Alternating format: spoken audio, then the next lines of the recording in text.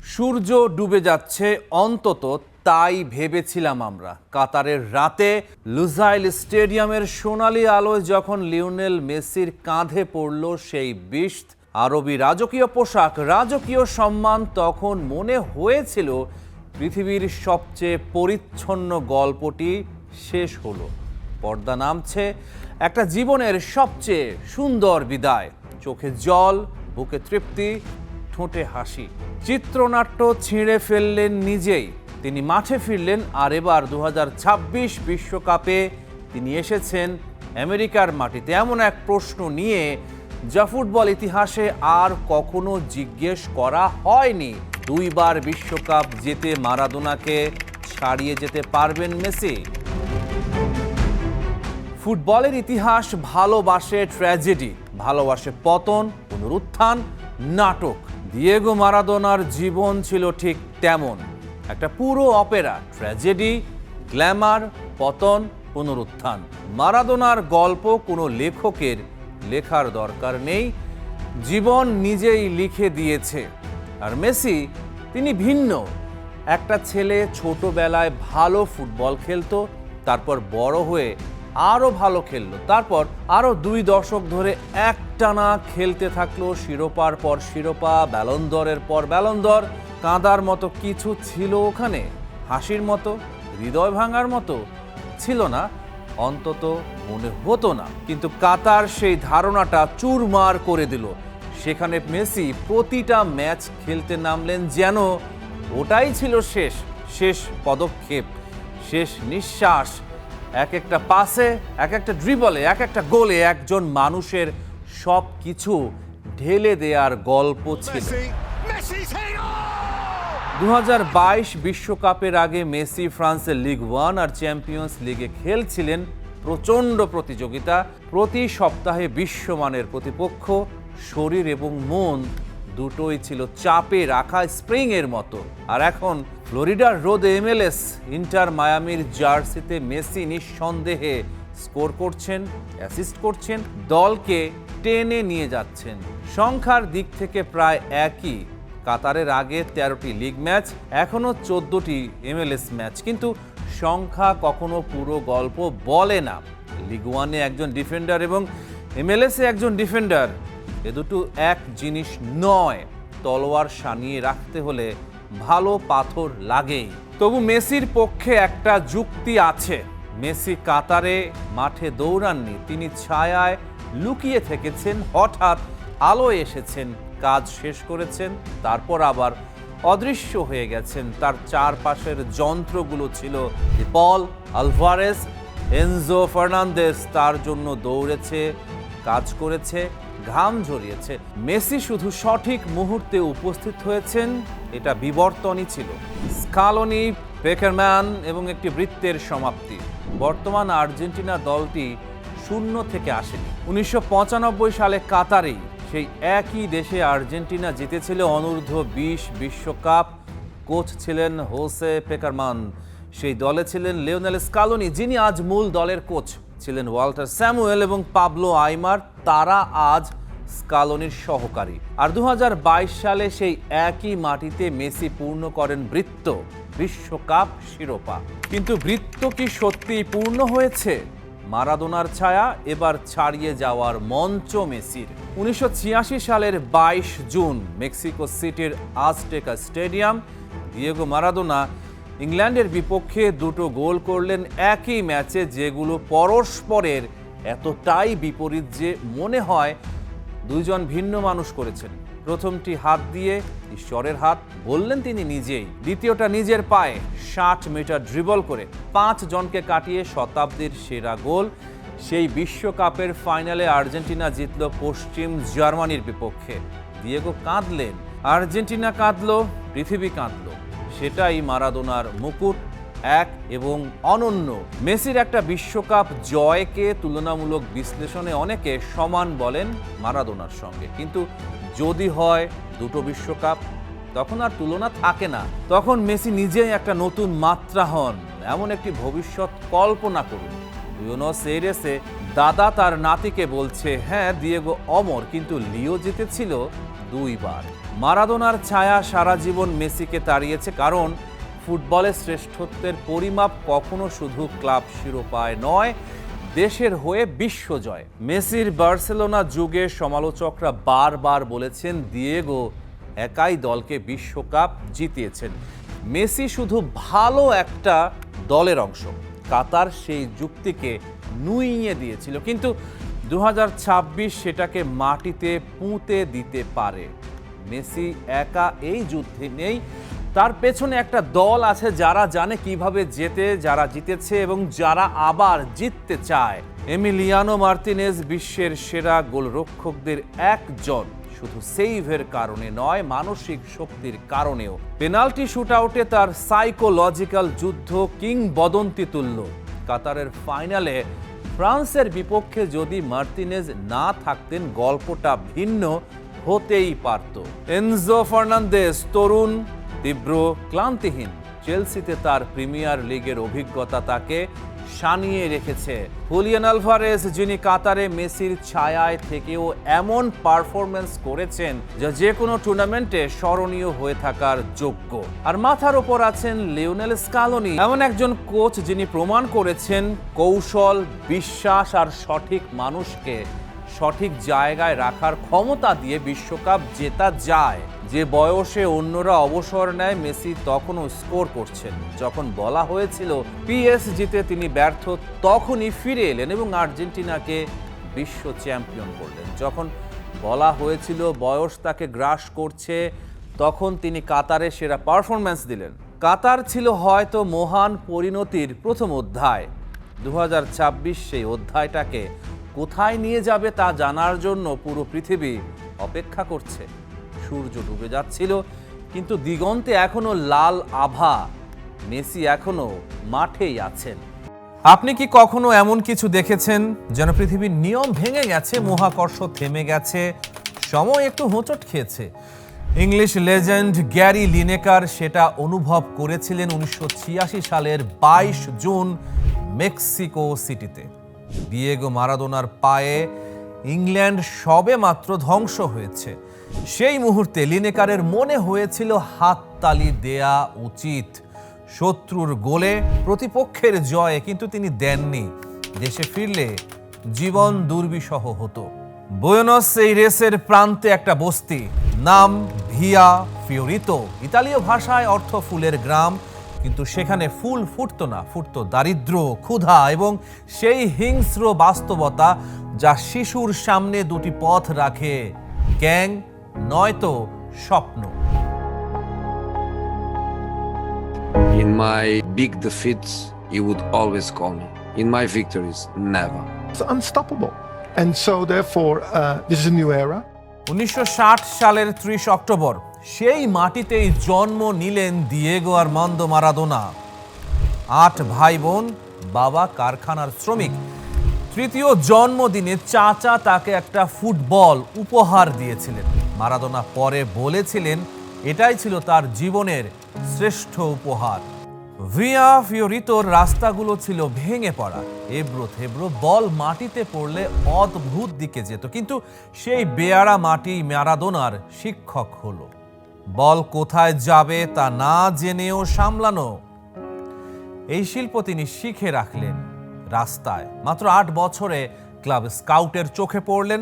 Scout ভেবেছিলেন বয়স বেশি লেখা হয়েছে, এত ছোট ছেলে এভাবে খেলতে পারে না। 16 বছরের 10 দিন আগে আর্জেন্টিনোস জুনিয়র্সের হয়ে পেশাদার অভিষেক। আর্জেন্টাইন শীর্ষ লিগের ইতিহাসে সবচেয়ে কম বয়সী খেলোয়াড়। 17 বছর বয়সে জাতীয় দলে। সব কিছু খুব দ্রুত ঘটছিল। মারাদোনা নিজেই বলেছিলেন, যদি সত্যিই ভাবি পাগল হয়ে যাব। 1978 প্রথম হৃদয় ভঙ্গ। আর্জেন্টিনা বিশ্বকাপ আয়োজন করছে ঘরের মাটিতে। মারাদোনা দলে থাকবেন এটাই স্বাভাবিক মনে হচ্ছিল, কিন্তু কোচ সেজার মেনোত্তি তাকে বাদ দিলেন। বললেন বয়স কম, অভিজ্ঞতা কম। মারাদোনার বয়স তখন 17। ঘরের মাটিতে আর্জেন্টিনা বিশ্বকাপ জিতল মারাদোনাকে ছাড়া। তিনি তখন তার জীবনের সবচেয়ে বড় স্বপ্নটি টেলিভিশনে দেখলেন। সেই ব্যথা তিনি বুকে নিলেন। এবং সেই ব্যথাই তাকে 1986 সালের দিকে ঠেলে দিয়েছিল। 1982 বিশ্বকাপ আবারও ব্যর্থ। 1982 সালে স্পেনে বিশ্বকাপ, হাঙ্গেরির বিপক্ষে 2টো গোল, কিন্তু ইতালির বিপক্ষে 23টি ফাউল সহ্য করলেন মারাদোনা। ব্রাজিলের বিরুদ্ধে হতাশায় লাল কার্ড দেখলেন, বিদায়। সেই একই বছরে বার্সেলোনায় এলেন রেকর্ড অর্থে। পেপ গার্দিওলা তখন ছোট্ট বালক। বাবার হাত ধরে ক্যাম্প নুতে শুধু তাকে একবার দেখতে গিয়েছিলেন।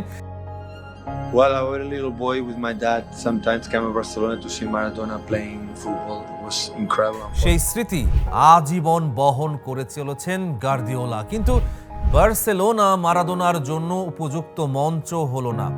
হেপাটাইটিসে 3 মাস শয্যাশায়ী, তারপর গোড়ালিতে ভয়াবহ ট্যাকল, 3.5 মাস মাঠের বাইরে। বার্সেলোনার কাতালান মিডিয়া তার বিরুদ্ধে চলে গেল। ক্লাব কর্তৃপক্ষের সঙ্গে সম্পর্ক ভাঙল। দিয়েগো পরে বলেছিলেন, বার্সেলোনার দিনগুলো ছিল তার জীবনের সবচেয়ে অসুখী সময়। 2 মৌসুমে 58 ম্যাচে 38 গোল, 3টা কাপ, কিন্তু ভেতরে ভেতরে ভাঙা একজন মানুষ। তবু বার্সেলোনায় একটা জিনিস শিখলেন মারাদোনা, কিভাবে নিজেকে রক্ষা করতে হয়, কিভাবে মিডিয়ার বিরুদ্ধে লড়তে হয়, কিভাবে পরাজয় থেকে উঠে দাঁড়াতে হয়। নাপোলি 1984 সালে নাপোলিতে এলেন বিশ্ব রেকর্ড $7.5 মিলিয়ন। ইতালির মানচিত্রে নাপোলি মানে দক্ষিণ, এবং দক্ষিণ মানে তাচ্ছিল্য। উত্তরের ধনী ক্লাবগুলো ইউভেন্টাসে প্লাতিনি, ইন্টারে রুমেনিগে রোমায় ফালকাও, তারা নাপোলিকে দেখত করুণার চোখে। 1926 সালে প্রতিষ্ঠার পর থেকে নাপোলি একটাও স্কুদেত্তো পায়নি। আগের মৌসুমে মাত্র 1 পয়েন্টের ব্যবধানে রেলিগেশন থেকে বেঁচেছে। মারাদোনা পা রাখলেন। 75,000 মানুষ স্টেডিয়ামে এলো কেবল অনুশীলন দেখতে, ম্যাচ নয়, শুধু অনুশীলন।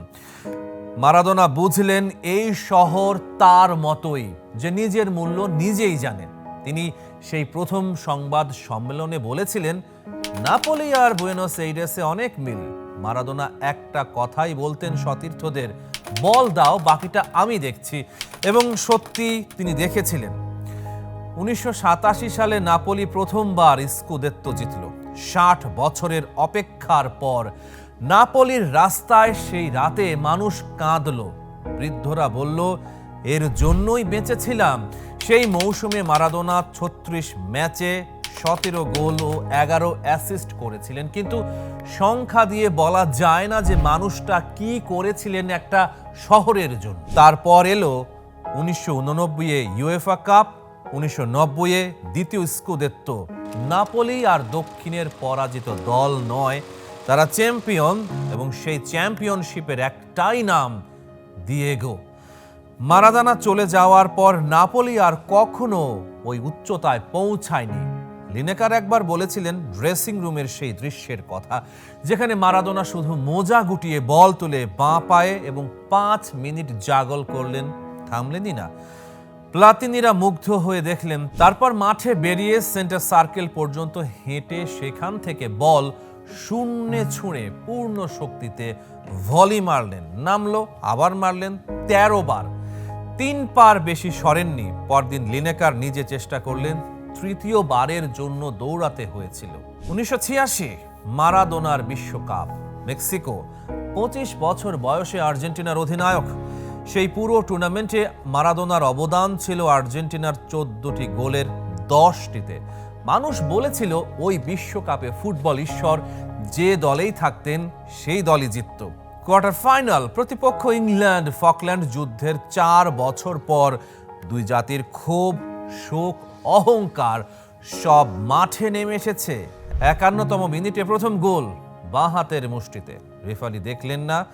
মারাদোনা নিজেই বললেন, এটা ঈশ্বরের হাত, স্বীকারোক্তি নয়, বিদ্রোহ। সতীর্থদের বলেছিলেন, আমি একটা চোরের পকেট কেটেছি। 4 মিনিট পরে দ্বিতীয় গোল। আজটেকের সেই মাঠ ছিল ভেঙে পড়া, যেন বাগানের ছোট ছোট ঘাসের টুকরো বিছিয়ে রাখা, পা দিলেই দেবে যায়। সেই মাঠে নিজের অর্ধ থেকে বল নিয়ে দৌড় শুরু করলেন। 10 সেকেন্ড, 60 মিটার, 5 জন ইংরেজ একে একে যেন মিলিয়ে গেল। পিটার শিলটন ছুটে এলেন, চলে গেলেন বল জালে। ফিফা পরে ভোট নিয়েছিল শতাব্দীর সেরা গোল কোনটি। পৃথিবী এক গলায় উত্তর দিয়েছিল। সেমিফাইনালে বেলজিয়ামের শক্তিশালী রক্ষণে একা ঢুকে 2টা গোল, আবার একক প্রদর্শনী। ফাইনালে পশ্চিম জার্মানি 2-2 সমতায় এনে ম্যাচ টেনে নিয়ে গেছে। তখন মারাদোনার সেই থ্রু বল বুরুচাগার পায়ে জাল কাঁপালো। আর্জেন্টিনা বিশ্ব চ্যাম্পিয়ন। সতীর্থ ভালদানো বলেছিলেন ওই মুহূর্তে সিল করা হয়ে গেল। তিনি হয়ে গেলেন সেই কিংবদন্তি যার কথা আমরা পড়ে আসছিলাম। 1990 শেষ আলো এবং দীর্ঘ ছায়া। 4 বছর পর ইতালিতে বিশ্বকাপ। গোড়ালিতে গুরুতর চোট, শরীর আগের মতো নেই, কিন্তু ইচ্ছা শক্তি অটুট। মারাদোনা আর্জেন্টিনাকে টেনে নিয়ে গেলেন ফাইনালে। তার আগে নাপোলির মাঠে ইতালির বিপক্ষে সেমিফাইনাল। আর্জেন্টিনা পেনাল্টিতে জিতল। ফাইনালে পশ্চিম জার্মানি জিতল বিতর্কিত পেনাল্টিতে। মারাদোনা চোখের জলে মাঠ ছাড়লেন। ফিফা সভাপতিকে উপেক্ষা করলেন রানার্স আপ মেডেল নেয়ার সময়। সেই পরাজয় তিনি জীবনেও মেনে নেননি। এরপর এলো অন্ধকার, মাদকাসক্তি বাড়তে থাকলো। মাফিয়ার সঙ্গে জড়িয়ে পড়লেন। 1991 সালে ডোপ পরীক্ষায় ব্যর্থ। 15 মাসের নিষেধাজ্ঞা। নাপোলি ছেড়ে গেলেন আদালতের মামলা রেখে। পরে সেভিয়া এলেন, কিন্তু শরীর আর সায় দিল না। 1994 বিশ্বকাপে গ্রিসের বিপক্ষে একটা গোল করলেন সেই পুরনো মারাদোনার ঝলক, কিন্তু তারপরই ডোপ পরীক্ষায় এফেড্রিন এবং বিশ্বকাপ থেকে বিদায়। বিতর্কিত সেই সিদ্ধান্ত নিয়ে প্রশ্ন আজও আছে, কারণ এফেড্রিন তখন আমেরিকায় প্রেসক্রিপশন ছাড়াই পাওয়া যেত। আরও 3 বছর লড়লেন মারাদোনা। 1997 সালে বোকা জুনিয়র্সে ফিরে শেষবারের মতো মাঠে নামলেন। 37 বছর বয়সে অবসর।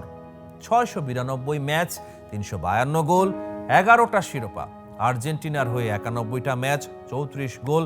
কিন্তু এই সংখ্যাগুলো তাকে ধারণ করে না। দার্শনিক ইমানুয়েল কান্ট সুন্দর ও উদাত্তের মধ্যে পার্থক্য করেছিলেন। সুন্দর আনন্দ দেয়, প্রশংসা জাগায়, কিন্তু উদাত্ত মানে দ্য সাবলাইম, মানুষকে ভেঙে দেয়। এক মুহূর্তের জন্য নিজেকে হারিয়ে ফেলতে হয়, অস্তিত্ব ভুলে যেতে হয়। পেলে ও মেসি সুন্দর সর্বোচ্চ অর্থে, কিন্তু মারাদোনা ছিলেন উদাত্ত। তাকে দেখে মানুষ আনন্দিতই হতো না, নিজেকে হারিয়ে ফেলত। শত্রুপক্ষের খেলোয়াড় হাততালি দিতে চাইতো, প্রতিপক্ষের ডিফেন্ডার স্বীকার করত। তাকে থামাতে হাত, পা সবকিছু ব্যবহার করতে হতো, তবুও পারা যেত না। আর্জেন্টিনায় একটা ব্যানার টানানো হয়েছিল একবার, তুমি তোমার জীবনে যাই করো না কেন দিয়েগো, তুমি আমাদের জীবনে যা করেছো তা চিরকালের। 25 নভেম্বর 2020, সেদিন যেন পৃথিবী থামলো। আর্জেন্টিনায় 3 দিনের জাতীয় শোক। নাপোলির দেয়ালে মোমবাতি জ্বলল। মেক্সিকো, ইংল্যান্ড, ইতালি সর্বত্র নীরবতা। ওপারে পাড়ি জমালেন মারাদোনা। ভিয়া ফিওরিতোর সেই ছেলে কাদার রাস্তায় বল পায়ে যে স্বপ্ন দেখেছিল গ্যাং এবং ফুটবলের মাঝে, যে ফুটবল বেছে নিয়েছিল, সে কোথাও যায়নি। সে আছে নাপোলির প্রতিটা দেয়ালের মুরালে, আজটেকের সেই 10 সেকেন্ডের স্মৃতিতে, এবং প্রতিটি সেই মানুষের বুকে যে একা লড়েছে, ধুলো থেকে উঠে দাঁড়ানোর স্বপ্ন দেখেছে। Rahman pair, star play.